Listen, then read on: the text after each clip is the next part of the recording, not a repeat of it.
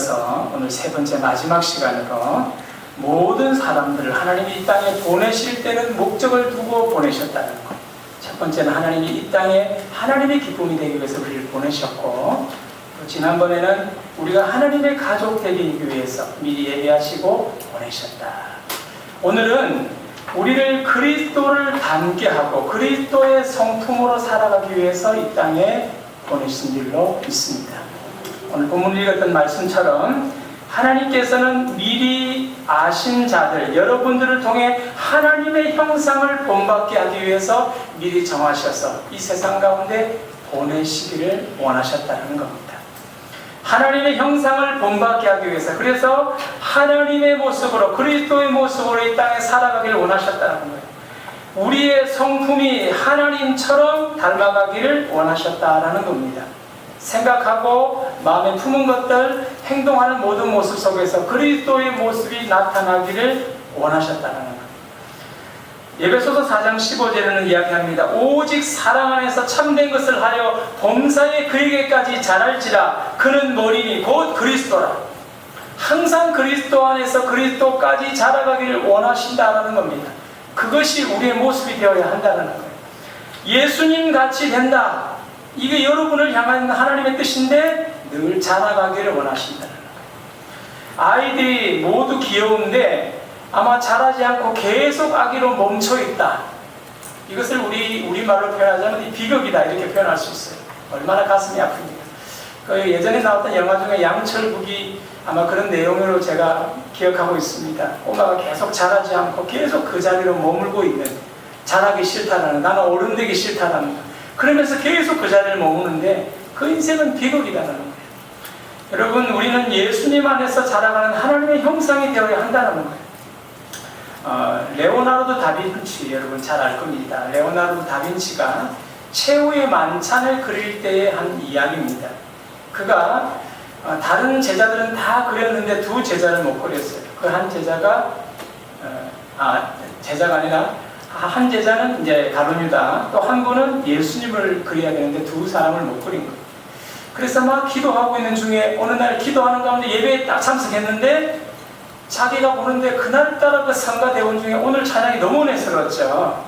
늘 항상 우리 부를 때마다, 파트별로 제가 들을 때마다 이렇게 자신감 있게 훌륭하게 잘 부르는 제가 찬양들은 잘 들어보지 못한 거예요. 너무 훌륭한 것 같아요.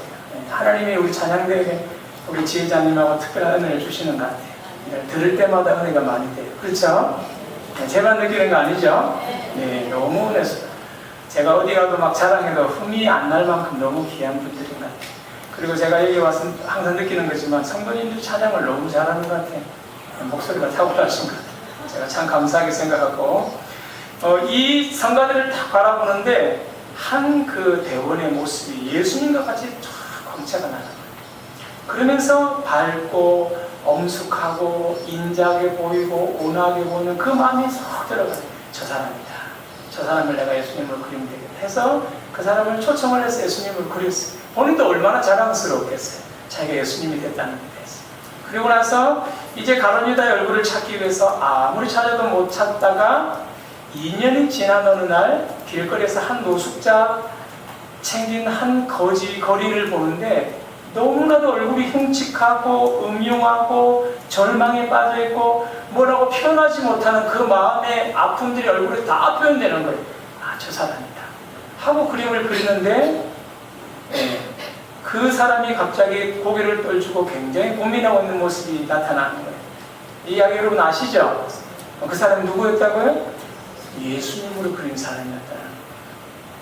본인이 한 사람이 첫 번째는 예수님의 얼굴이 나타났고 그 다음에 가룟유다와 같은 얼굴이 나타났다는 거예요.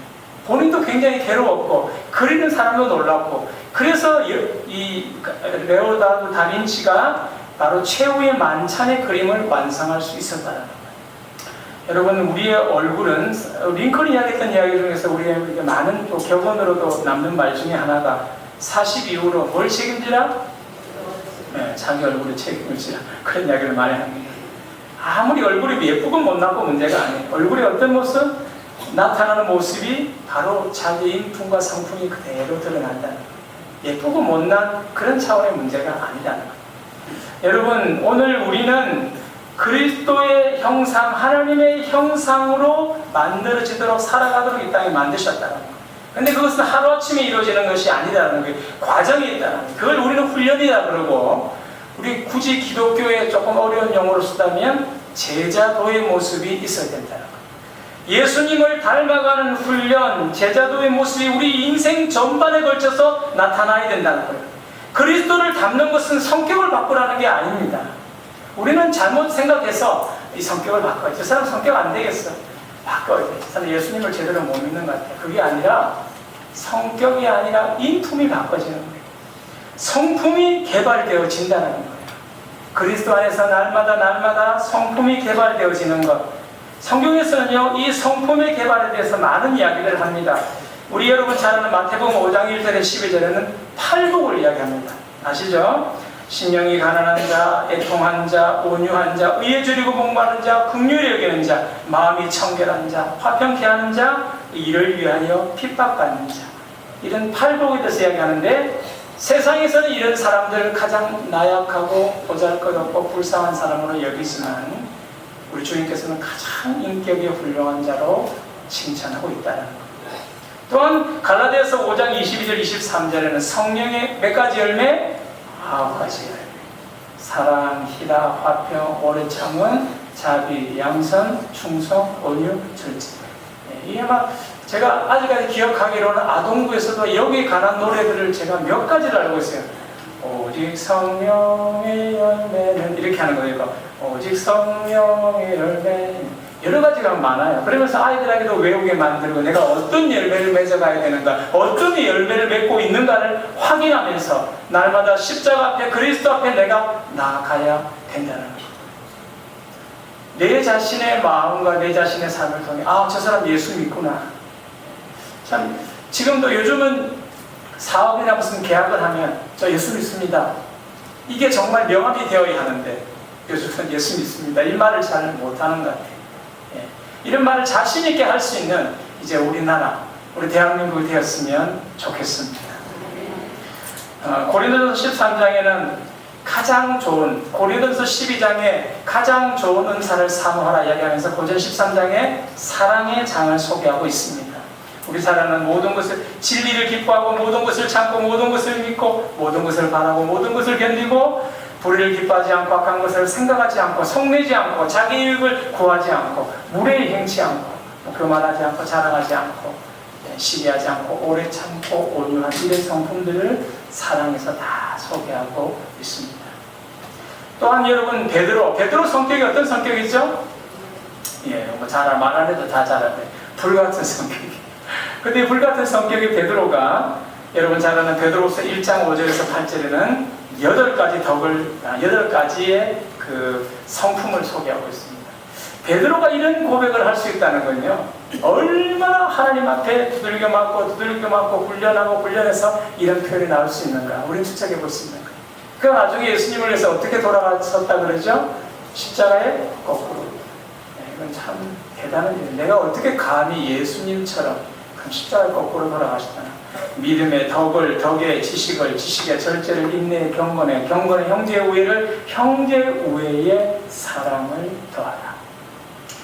여러분, 하나님 우리에게 이런 많은 덕과 성품을 자라가게 하시는데 우리가 힘으로 하기 힘들어요. 그래서 많은 도구들을 하나님 사용하게 하세요. 그 첫 번째 도구가 바로 하나님 말씀이에요. 여러분 잘 아는 성경은 하나님의 진리에 대해서 이야기합니다. 교훈과 책망과 바르게 함과 의로 교육하기에 유익하니. 자녀를 교육할 때도 요즘은 일반 우리 어른들의 단순한 교육으로는 힘들어요. 하나님 말씀으로 그들을 교육하며 말씀으로 기억나게 하는 것이 제일 중요합니다. 아이들이 커서도 이 말씀이 나를 혼냈던 이 말씀이 하나님 말씀이었구나 라고 기억해낼 수 있으면 성공한 케이스다. 여러분, 그리고 두 번째로는요, 성숙을 위해서 하나님 사람들을 붙여주십니다. 믿음의 사람들을 붙여주셔서 힘들 때마다 그 어려움을 잘 극복할 수 있게 합니다. 요즘도 참 감사한 것은 중보기도 하고 나서 많은 분들이 응답받았고 치유받고 하나님 은혜로 인도해 갑니다. 감사합니다. 이런 이야기를 들을 때마다 늘 감사해요. 여러분, 하나님 살아계시고 여러분의 기도를 지금도 듣고 역사하고 계신 줄로 믿습니다. 성경 속에서 꿈틀거리는 하나님이 아니라 이 세상 지금 현장에서도 하나님의 역사는 일어나고 있는 줄로 믿습니다. 지금 말씀드린 이 자리에서도 또 내가 잠자고 있는 그 기도 속에 있는 꿈 속에서도 하나님은 역사하고 계십니다. 성숙한 사람들을 홀로 외로이 처량하게 살아가는 크리스찬이 아니라 하나님은 자라가게 하시면서 많은 사람들과 교제해서 믿음의 걸음을 어떻게 살아가야 할지를 그 사람들을 통해 알게 합니다. 그렇다고 전적으로 믿어서는 우리 사람을 또 상처받을 때도 있기 때문에 하나님을 바라보면서 하나님 이 사람을 내게 붙인 이유를 생각하며 기도하며 하나님 말씀 안에 살아가야 한다는 것. 세 번째로는요, 하나님께서 시험을 이용하십니다. 시험이라는 것이 여러분 고난이 될 수도 있고 고통이 될 수 있고 내게 견디지 못하는 것을 다 포함하고 있는 거예요.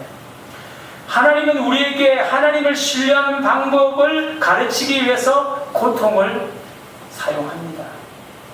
고통이라는 단어는 종종 시험이라는 말로 이야기도 하는데요. 우리가 시험도 많은 방법을 나누잖아요. 테스트도 나누고 템테이션도 나누고 막 하는데 우리가 말하는 이 시험은 주로 테스트를 이야기하는 거죠. 하나님께서 만드신 시험의 상황들, 이 상황들을 통해서 하나님 우리를 돕기 위해서 인도에 가신다는 거예요. 좋고 편한 상황에서는 믿음을 가지기가 쉽지 않습니다. 아이들도 시험을 쳐야 머리에 기억이 남듯이 우리도 한번 호되게 한번 이렇게 정신을 차려서 어려움을 당해보면 그냥 정신없이 하나님 안에 지내는 것이 뭔가를 깨닫게 된다는 거예요. 훈련시킬 때가 있다는 거예요. 그래서 이 고난을 어떻게 사용하시는가 몇 가지를 한번 살펴보면요. 하나님께서는 우리가 하나님을 신뢰하는 것을 가르치기 위해서 고난을 사용하신다. 우리가 잘 아는 로마서 5장 3절에서 4절에 이런 말씀이 있죠. 환난은 인내를, 인내는 연단은 소망을 낳는다. 하나님께서 단순하게 환난 중에서 우리가 즐거워할 수 있다. 그 이유가 뭐냐? 환난은 인내를 낳는 것. 환난을 통해서 참으면서 인내가 되고 인내는 또한 연단을 하나님께서 하는 훈련을 하게 하고 거기서 참 소망을 우리가 바라보게 한다는 것. 그래서 어떤 목사님은 여러분 잘 아는 영적인 유명한 목사님 중에서 영적인 노트를 꾸준히 써가서 책으로도 내시는 목사님들 있지 않습니까? 영적인 노트. 그래서 이 말씀을 주로 어디서 우리가 많이 영적인 노트를 정리하거든요. 민수기 33장 2절에 보면 이런 말씀이 있어요. 모세가 여호와의 명대로 그 노정을 따라 그 진행한 것을 기록하였으니 그 진행한 대로 그 노정은 이러하니라. 이 말씀을 따서요 영적인 노트 해가지고 기록하시는 분들도 참 많이 있습니다. 단순히 일기의 개념이 아니라 일기는 하루 일과나 우리 인생의 어떤 사건 중심으로 적는데 이 영적인 노트는 거의 저널 형식으로 많이 적습니다. 그 말은 인생에서 배운 점이나 영감 그런 것을 떠올려가면서 적어내려가는 이런 저널 형식의 것을 영적인 노트라 그래서 많이들 적고 있습니다. 아마 여러분들도 한 번씩 적으면 큰 도움이 되리라 생각을 합니다. 한 번씩 저도 이제 특별한 일에서 한 번씩 적다가 덮었다가 막 그렇게 하는데 이런 이야기들 제가 시간이 나면 한번 어떤 변호사분이 적었던 한번 저널도 한번 읽어드릴 수도 있지만 오늘은 제가 한번 생략을 하고 여러분들도 한번 이 저널을 통해서도 하나님께서 내게 어떻게 하나님을 신뢰하는 법을 가르쳐 주는가. 대표적인 경우가 성경에서는 누구죠? 아브라함이 이삭을 바칠 때의 사건들, 또 아브라함이 또 갈대아 우르를 떠날 때의 사건들, 이 사건들이 대표적으로 하나님을 신뢰하게 만드는 하나님의 시험이었다는 겁니다. 두 번째로는요, 하나님은 우리에게 순종을 가르쳐 주시기 위해서 시험을 하신다는 거예요. 이 하나님께서 시험을 하실 때는 시험을 받을 때마다 우리가 여러 가지 생각을 할 수 있어요. 내가 유혹을 받아서 시험 받을 때는 내 잘못으로 시험을 받는 거지만 이것이 하나님의 것인지 아니면 내가 유혹을 받는 것인지를 제일 먼저 확인을 해야 돼요. 머리 위에 새는 여러분 머리 위에 마틴 루터가 그런 이야기를 합니다. 머리 위에 날고 있는 새를 잡을 수는 없지만 내 머리에 둥지를 트고 있는 새는 잡을 수가 있다. 이런 이야기를 합니다. 다시 말해서 내가 잘못된 것을 하고 있을 때 내가 습관적으로 잘못하고 있는 것이 무엇인지를 내 스스로가 알고 있다는 것. 내가 계속 둥지를 틀면서 잘못하고 있는 것이 쌓이고 있을 때, 그것이 아니라는 것을 하나님께서 깨닫게 해주실 때, 또 그것을 통해서 하나님의 순종하는 법을 내게 가르쳐 주실 때마다 하나님께 엎드려 기도하면서 내가 이 시험을 잘 극복할 수 있도록 하나님께 기도해야 된다는 것. 모든 사람이 다 시험을 봤는데, 이 시험이 내게 걸림돌이 되는 사람이 있고 디딤돌이 되는 사람이 있다는 거예요. 하나님 내게 어려움을 줄 때마다 이것을 그리스도를 닮게 하는 것이구나 생각하고 이것을 잘 이겨내는 사람은 결국 이것이 내게 디딤돌이 되지만, 나는 왜 이렇게 인생에 운이 없고 힘든 일만 계속 생기나 하는 사람들은 계속 그것을 비켜나가게 되면 또 다른 어려움을 만나면 또 좌절하고 또 비켜나가고 결국 인생이 허무할 수밖에 없다는 거예요. 제가 전에 한번 성경 수요일 중에 한 말씀을 드렸는지 모르겠는데, 제가 앞전에 지방에서 말씀을 목회를 할 때 한 사람이 교회로 와가지고, 보통 이렇게 어려운 사람들이 오면 식사 한번 대접하면 되게 좋아하는데, 이분은 밥을 먹고 나서 온 교회를 자꾸 돌아다니는 거예요. 그래서 이쪽 구석에 한번 앉았다가 또 저쪽 구석에 한번 앉았다가 커피를 한 잔 딱 빼줬더니 먹고 바로 이렇게 오바이트를 하시더라고요.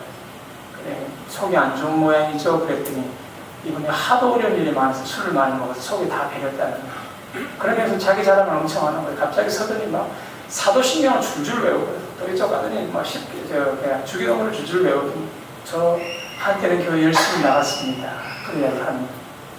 근데 어떻게 하게 됐습니까? 그랬더니 막 울기 시작하는 거예요. 막 얼굴은 여의어가 막 울더니 하는 이야기가, 저요 잘 나갔는데요, 저 해병대 출신인데 해병대. 그러더니 막 이렇게 경례하더니 막 폼을 잡더니 나중에 하는 이야기가, 어느 날 갑자기 자기하고 아내하고 다퉈서 아내가 나갔다는 거예요. 집을 나가서 아내 찾기 위해서 하루 이틀 돌아다니다가 지금 거린까지 되었다는 거예요. 예전에 저 교회 다녔습니다. 그러면서 그 인생이 황폐할 때까지 간 거예요. 여러분, 내게 어려움을 닥쳤을 때 그냥 거기만 몰두하고 내 인생을 자꾸자기 하고 살다 보면 그런 인생이 될 수도 있다는 거예요. 아무리 좋은 사람도 이 예수님의 가론이다가 될 수 있는 것처럼 내 인생도 하루아침에 여러분 황폐자가 될 수 있다는 거예요. 하지만 어려움을 주신 하나님을 바라보고 믿음 안에서 내가 어떻게 살아야 하나님이 기쁘게 하시는가, 왜 이런 어려움을 내게 주셨을까, 이것을 통해 하나님이 원하시는 것이 무엇일까를 내가 기억하면서 오늘 믿음의 걸음을 옮겨 나가다 보면 하나님께서 그 인생 가운데 강함과 또한 인내와 하나님께서 힘을 허락해 주실 줄로 믿습니다. 그러면서 또 작은 세 번째로, 하나님은 우리에게 이 시험을 통해서 용서를 가르치기 위해서 모욕을 당함도 주신다는 거예요. 여러분, 용서를 가르치기 위해서 죄를 통해서 또한 시험을 통해서 모욕함을 당하는 것도 주신다는 거예요. 죄가 뭘까?